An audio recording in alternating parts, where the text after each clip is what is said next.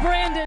Hey friends, I've taken a quick moment this morning, actually really early this morning, to put together a video of Joe Biden's ramblings last night so that you can see, I put text on screen so that you can see all the lies and disinformation and just quite frankly, lack of effort to truly try to stop rampage killings and essentially just focus on banning guns and things that they want to slide in. Some things he even brought up had nothing to do with rampage killings. It's just additional monies they're wanting to,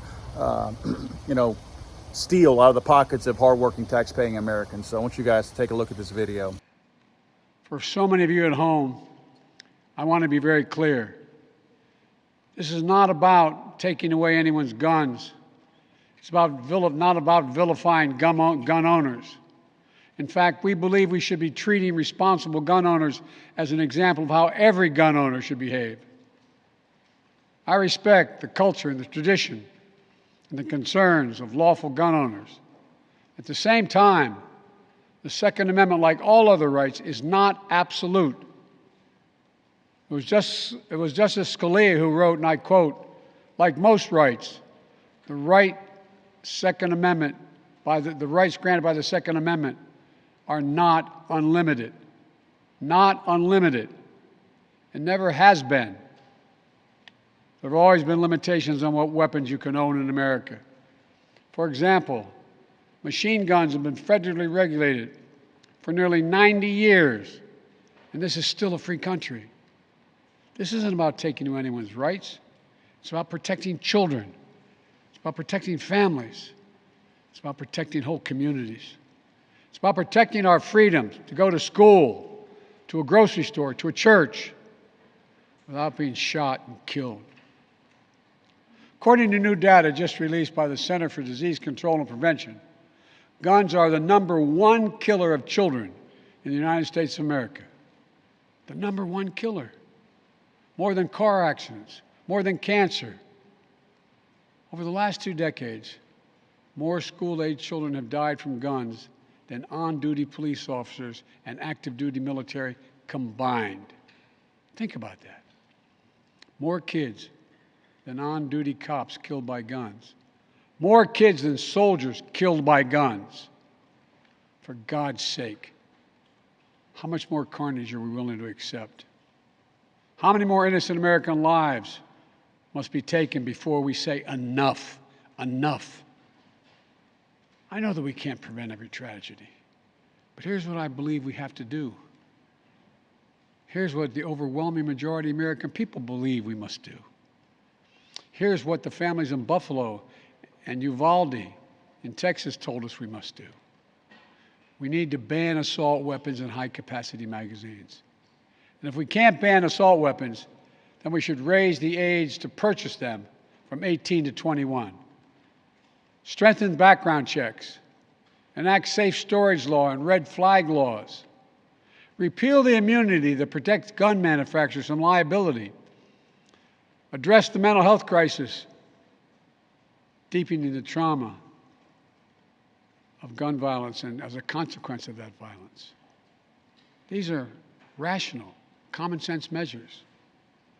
Here's what it all means. It all means this. We should reinstate the assault weapons ban on high-capacity magazines that we passed in 1994 with bipartisan support in Congress and the support of law enforcement. 9 categories of semi-automatic weapons were included in that ban, like AK-47s and AR-15s. And in the 10 years it was law, mass shootings went down. But after Republicans let the law expire in 2004, and those weapons were allowed to be sold again, mass shootings tripled. Those are the facts. A few years ago, the family of the inventor of the AR-15 said he would have been horrified to know that its design was being used to slaughter children and other innocent lives instead of being used as a military weapon on the battlefields as it was designed. That's what it was designed for. Enough. Enough. We should limit how many rounds a weapon can hold. Why in God's name should an ordinary citizen be able to purchase an assault weapon that holds 30-round magazines that let mass shooters fire hundreds of bullets in a matter of minutes. The damage was so devastating in Uvalde, parents had to do DNA swabs to identify the remains of their children. 9 and 10-year-old children. Enough. We should expand background checks to keep guns out of the hands of felons, fugitives, and those under restraining orders. Stronger background checks are something that the vast majority of Americans, including the majority of gun owners, agree on. I also believe we should have safe storage laws and personal liability for not locking up your gun. The shooter in Sandy Hook came from a home full of guns. They were too easy to access. That's how he got the weapons. The weapon he used to kill his mother and then murdered 26 people, including 20 first graders.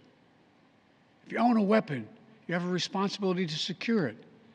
Every responsible gun owner agrees to make sure no one else can have access to it, to lock it up, to have trigger locks. And if you don't, and something bad happens, you should be held responsible. We should also have national red flag laws so that a parent, a teacher, a counselor can flag for a court that a child, a student, a patient is exhibiting violent tendencies, threatening classmates, or experiencing suicidal thoughts. It makes them a danger to themselves or to others.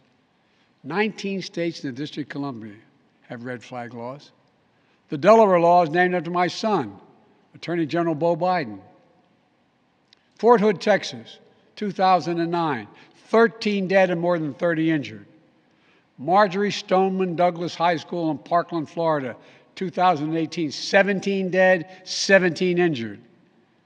In both places, countless others suffering with invisible wounds. Red flag laws could have stopped both these shooters.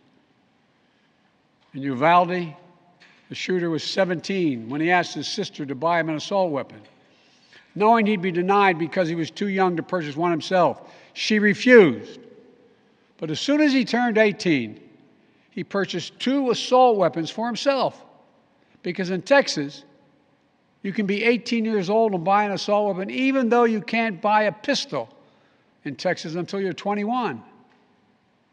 If we can't ban assault weapons, as we should, we must at least raise the age to be able to purchase one to 21. Look, I know some folks will say 18-year-olds can serve in the military and fire those weapons.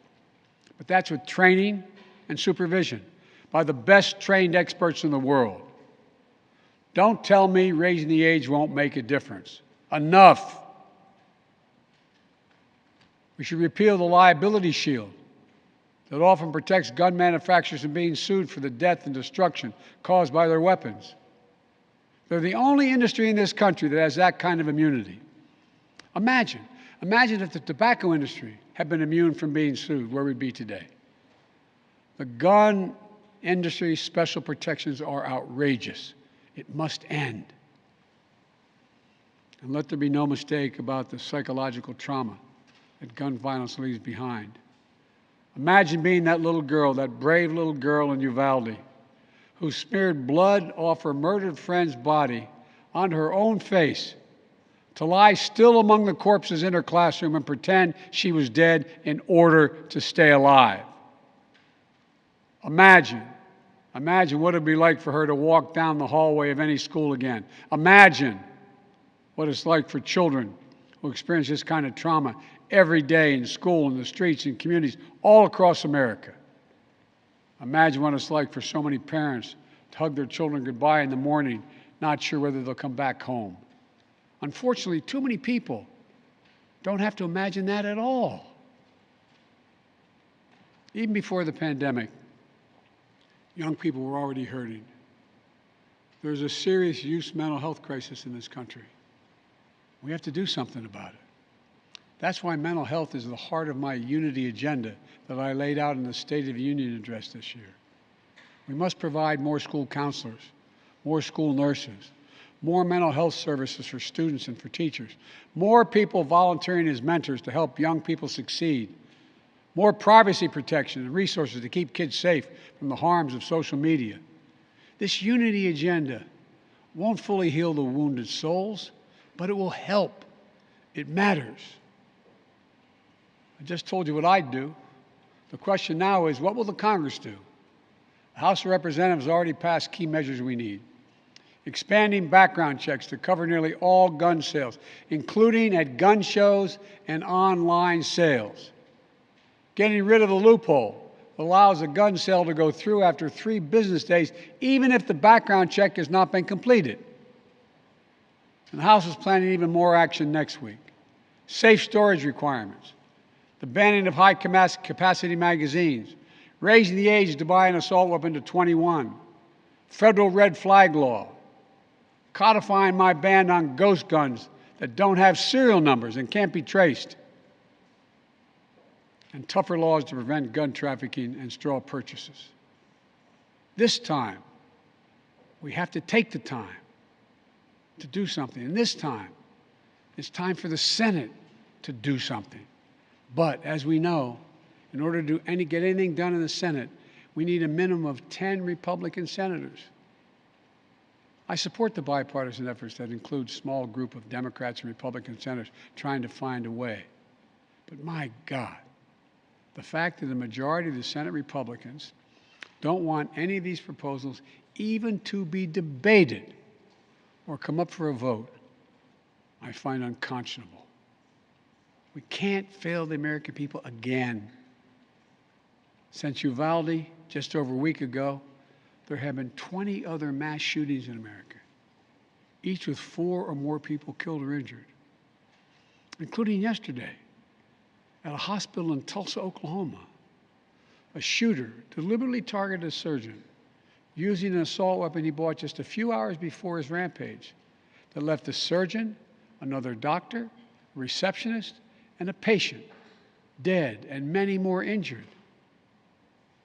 That doesn't count the carnage we see every single day. It doesn't make the headlines. I've been in this fight for a long time. I know how hard it is, but I'll never give up. And if Congress fails, I believe this time a majority of the American people won't give up either. I believe the majority of you will act to turn your outrage into making this issue central to your vote. Enough, enough, enough. Over the next 17 days, the families in Uvalde will continue burying their dead. It will take that long in part because it's a town where everyone knows everyone. And day by day, they will honor each one they lost. Jill and I met with the owner and staff of the funeral home as being strong to take care of their own. And the people of Uvalde mourn as they do over the next 17 days. What will we be doing as a nation? Jill and I met with the sister of the teacher who was murdered and whose husband died of a heart attack 2 days later, leaving behind 4 beautiful orphaned children, all now orphaned. The sister asked us, what could she say? What could she tell her nieces and nephews? It's the most heartbreaking moments that I can remember. All I could think to say was, I told her to hold them tight. Hold them tight. After visiting the school, we attended Mass at Sacred Heart Catholic Church with Father Eddie. In the pews, families and friends held each other tightly. As Archbishop Gustavo spoke, he asked the children in attendance to come up on the altar and sit in the altar with him as he spoke. There wasn't enough room, so Mom and her young son sat next to Jill and me in the first pew. And as we left the church, a grandmother who had just lost her granddaughter passed me a handwritten letter. It read, quote, erase the invisible line that is dividing our nation. Come up with a solution and fix what's broken and make the changes that are necessary to prevent this from happening again. End of quote. My fellow Americans, enough. Enough. It's time for each of us to do our part. It's time to act for the children we've lost, for the children we can save, for the nation we love. Let's hear the call and the cry. Let's meet the moment. Let us finally do something.